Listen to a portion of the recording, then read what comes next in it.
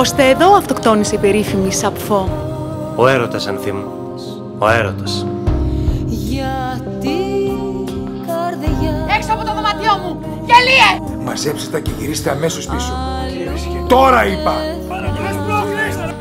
Έχει στα χέρια του απόλυτα κρατικά έγγραφα που αν τα φανερώσει θα την ακτούμε όλοι στον αέρα. Καταλαβες όλοι. Όλοι! Του έχεις κρυμμένα τα χαρτιά, ρε πούστη! Τι σατανικό σχέδιο ετοιμάζει με τον πατέρα σου. Πες μου. Πες μου! Πίσω, φίλε, πίσω, το φέρνω. Πίσω! Συγγνώμη που με είχα ξεχάσει. Ακόμα σχολείο πας? Τελευταία τάξη.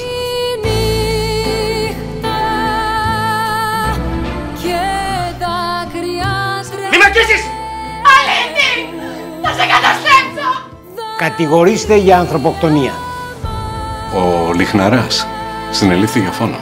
Πατέρα, το ξέρεις ότι ένας άνθρωπος αφήσει στη φυλακή εξαιτία σου? Πώς τόλμας? Όλα αυτά τα χρόνια έχω μια κάνη που με σημαδεύει. Είναι δικό του το παιδί, είμαι σίγουρη. Δεν υπάρχει καμία περίπτωση η Αθηνά να είναι κόρη του Φάνη.